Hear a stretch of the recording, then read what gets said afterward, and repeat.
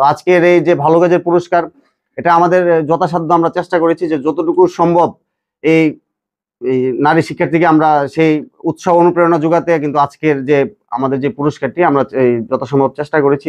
আসসালামু আলাইকুম। সমাজে আলোকিত মানুষদের খুঁজে বের করে পুরস্কৃত করাই কিন্তু পূবের আলোর যে ভালো কাজের পুরস্কার যে কার্যক্রম, সেই কার্যক্রমটির অংশ। আজকে আমরা এমন একজনের হাতে ভালো কাজের পুরস্কারটি তুলে দিতে যাচ্ছি, যার এই পৃথিবীতে মা বাবা না থাকার পরেও সে তার ফুপুর এখানে থেকে এই কলেজের গণ্ডি পেরিয়ে সে এখন ইন্টারমিডিয়েট পাস করেছে। তো এমন একজন শিক্ষার্থীর হাতে কিন্তু আমাদের আজকে যে পূবের আলো যে ভালো কাজের যে পুরস্কার, সেই পুরস্কারটি উঠে যাচ্ছে।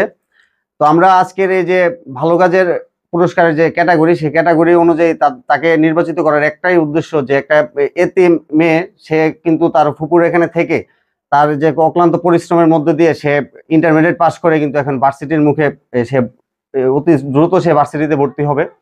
তো এই মেয়েটির হাতে যে পূবের আলো যে ভালো কাজের পুরস্কার, এটি আমরা আজকে তুলে দেবো। আর আজকের এই পুরস্কারটি গ্রহণ করবেন যে সমাজকর্মী শহীদুল ইসলাম স্বপন। মূলত ওনার হাতেই আমরা এই পুরস্কারটি, উনি এই পুরস্কারটি পৌঁছে দিবে সেই মেয়েটির হাতে। তো আপনারা জানেন যে পূবের আলো দীর্ঘদিন যাবৎ সমাজে যারা ভালো কাজ করে যাচ্ছে তাদেরকে পুরস্কৃত করার চেষ্টা করছে। আর আজকের এই যে এতিম নারী শিক্ষার্থীকে আমরা মনোনীত করার একটাই উদ্দেশ্য যে তার মতো যারা রয়েছে তার মনোবল শক্ত থাকে, সে তার লক্ষ্যে অবশ্যই এগিয়ে যাবে। তো আজকের এই যে ভালো কাজের পুরস্কার, এটা আমাদের যথাসাধ্য আমরা চেষ্টা করেছি যে যতটুকু সম্ভব এই নারী শিক্ষার্থীকে আমরা সেই উৎসাহ অনুপ্রেরণা যোগাতে কিন্তু আজকের যে আমাদের যে পুরস্কারটি আমরা যথাসম্ভব চেষ্টা করেছি। ইনশাল্লাহ আগামীতে আমাদের এই ধরনের কার্যক্রম অব্যাহত থাকবে।